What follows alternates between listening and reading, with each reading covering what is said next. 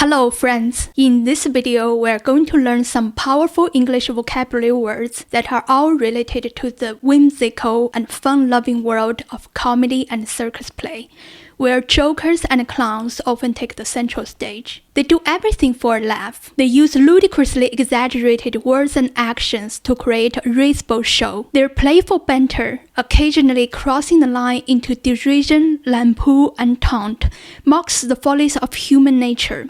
Their preposterous storylines, sometimes to the point of grotesque absurdity, make a travesty of the harsh reality and turn the intricacies of everyday life into a farce. They just tell us that sometimes we have to embrace the farcical nature of life itself. Our target words in this video are divided into two sections. In the first section, we focus on words that describe the stupid, absurd, and laughable characteristics of comical entertainment. The second section explores words that depict our potential reactions when faced with those nonsensical absurdities in real life. So now let's begin. For our first target word, I'd like to start with the beloved TV series Friends. Have you ever watched it? Do you recall this episode where Rachel was invited to attend Barry and Mandy's wedding? Barry was her ex-fiancé whom she had left at the altar, and Mandy was her best friend back in school days. As their maids of honor, Rachel had to wear this ridiculously flamboyant, over-the-top pink princess dress. It looked so hilarious that everyone couldn't help laughing at, teasing about, or making jokes about the dress.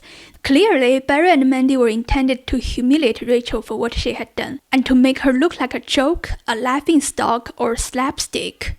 They would have expected people to sneer at, scoff at, or pour scorn upon the bridesmaid wearing such a farcical thing so that the bride would look much better and more beautiful by comparison. Well, there is a perfect word to describe this dress. It's a ludicrous dress.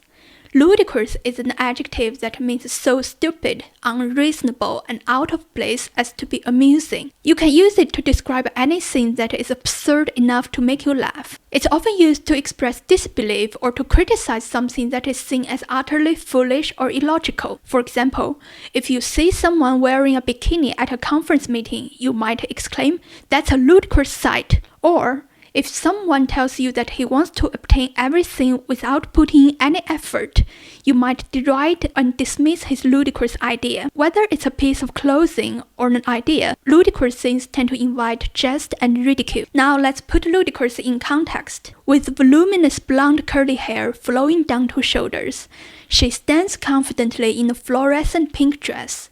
Her chic, dashing beauty diverges ludicrously from the formal, heavy, solemn style of black suits and ties in the male-predominated legal profession. To remember ludicrous, make a personal connection with the word. Think of the last time you laughed at something. Was it because it involved some elements of stupidity, eccentricity, or incongruity that you found it funny and humorous? What was that thing? Write it down using the word ludicrous. Ludicrous comes from the Latin word that means stage play or game. Lud in ludicrous comes from the Latin word ludere, which means to play. To play indicates fun and entertainment, hence ludicrous acquiring this sense of comically absurd. Ludere is a powerful root that gives rise to many other English words. Can you think of any other words that contain this lud root? How about collude, delude, allude, elude, illusion, prelude, and interlude? Now let's explore a few of them briefly. Col in collude means together, so collude literally means to play together with dishonest intentions, to conspire. Al in allude is a simulated form of ad, which means towards. So allude literally means playing towards, getting closer to something. Now we use allude when we want to refer to something in an indirect way, or to hint at, or to mention something briefly without discussing at length. Inter in interlude means between, so interlude literally means something played between the acts of longer play. Now we use interlude to denote any intermission, interval, or intervening period of time. Now let's get back to ludicrous. Synonyms of ludicrous are farcical, risible, and preposterous. These will be our next three target words, so let's delve deeper into them. Let's move on to our next target word, farce. Farce is the noun form of farcical, which is a type of low comedy that contains ludicrously improbable situations. It can also refer to any kind of absurd event. For example, despite being a Libra, she's every bit the opposite of the cool, rational, sophisticated thoughtfulness typically associated with Libras. Her narrow-minded, perturbable, and unbalanced nature brings out the worst aspects of Libra and turns the virtues of Libra into a farce. Synonyms of farce are travesty, burlesque, and charade. Use travesty when you want to emphasize a false, absurd, and distorted representation of something. For example, if the legal proceedings are conducted unfairly and the outcome is blatantly unjust and manipulated, you can describe it as a travesty of justice. Use burlesque when you want to emphasize an absurd and comically exaggerated imitation of something, usually in literary and artistic work. For example, recently, the famous singer J.J. Lin asked those people who have travestied his concert footages by adding weird music to not come to his concert the next time, because he found those videos not funny but a disrespectful burlesque of the original performance. Travesty and burlesque can be used both as a noun and a verb. Use charade when you want to emphasize an absurd pretense that's intended to create a pleasant and respectable appearance. For example, his farcically exaggerated performance in front of the camera was nothing but a charade, a facade he had affected to appeal to the younger generation, concealing his introverted shyness, serious practicality, and contradictory personality. Now let's look at risible. Risible is an adjective that means tending to provoke laughter through being ludicrous. Laughable. For example, he made a risible act of brushing his teeth vigorously and forcefully in an effort to add a touch of humor to the already tense atmosphere. Or, the airport restaurant charges a reasonably high price for a bowl of noodles, gouging hungry and vulnerable customers who have limited options but long for a hot soup meal before departing on a cold winter evening during holidays. To remember risible, highlight RIS. RIS comes from the Latin word ridere, which means to laugh. So risible is formed by combining RIS with the suffix able, so it literally means laughable. Many other words are derived from this root ridere, such as ridicule, ridiculous, deride, derisory, derisive, derision. Now let's look at our final target word in the first section, preposterous. Preposterous is an adjective that means contrary to common sense or reason, utterly ridiculous and absurd. It's a close synonym to ludicrous, farcical, and risible, but does not have the playful and amusing connotation shared by those three words.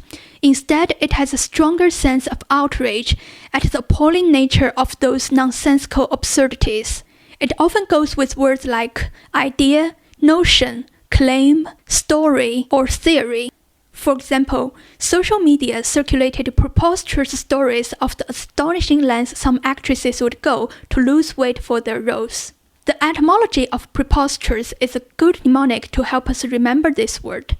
PRE means before. Post means after, so preposterous literally means having the rear part in front, reversed in order, inverted, and perverted. This meaning is now obsolete and has evolved to the sense of being so ridiculous that it defies all logic and reason. Now let's move on to our second section. For the next group of 3 target words, imagine this. You have been contemplating of doing something for a million times in your head, but you are unable to pluck up courage or have the audacity to make even the first small step. You are so afraid of being laughed at, ridiculed, mocked, scorned, treated with contempt, criticized, or even vilified. Just a brief thought of possibly receiving those jeering sneers, sarcastic lampoon, and insulting taunt frightens the Jesus out of you. Our next 3 target words are deride, lampoon, and taunt. They all involve criticizing or mocking someone or something, but with different nuances and varying degrees of severity. First, let's look at deride. Deride is a verb that means to express contempt for, ridicule. Remember the root ridere, which means to laugh. Here, D in deride means down, so deride literally means to laugh down, to mock, to laugh at in a contemptuous manner, or to scorn by laughter. Synonyms of deride are mock, ridicule, sneer at, scoff at, and jeer at. They all express the notion of making fun of in a contemptuous, scornful, and disdainful way. For example, despite being derided as an unmarketable failure at the beginning of his career, with his appearance, clothes, and voice being the target of mockery and derision, and his performance often held up for ridicule, he rose to stardom nevertheless, bruised but still resilient and buoyant amid all the sneers and jeers, malice and bitterness that were hurled at him along the way. Our next target word is lampoon. Lampoon can be used both as a verb and a noun. As a verb, lampoon means to publicly criticize someone or something by using ridicule, irony, or sarcasm. Have you seen those newspaper or magazine cartoons or caricatures that mimic or exaggerate someone or something in a humorous and sarcastic manner? They do this to highlight their flaws and mistakes, or to show the invisibility of logic in certain situations. This is one way of lampooning. Another way to lampoon is writing a satire by employing wit and humor. For example, A Modest Proposal by Jonathan Swift scathingly lampoons the callous indifference and savage exploitation of the British ruling class towards the Irish people by satirically suggesting the impoverished Irish should sell their children as food to wealthy landlords, and parodying this outrageous proposal as a logic solution to alleviate poverty and overpopulation. Now let's look at our final target word, taunt. Taunt can also be used both as a noun and a verb. As a verb, it means to provoke or challenge someone with insulting remarks. To taunt someone, you are intended to irritate, anger, and vex that person by throwing mockery and insults at him. This action does not necessarily imply using irony or sarcasm. Instead, it's more like a personal attack with offensive words, so it's more severe and hostile than lampoon. For example, known for his powerful voice and a wide vocal range, recently he was taunted for lip-syncing to pre-recorded tracks at a live concert. Now we have learned all these useful words, so the next time when you see something ludicrous, farcical, risible, or preposterous that makes a travesty of reality, bends the logic and common sense into a farce, or puts on a shroud to hide the truth, feel obliged to deride, lampoon, and taunt the stupidities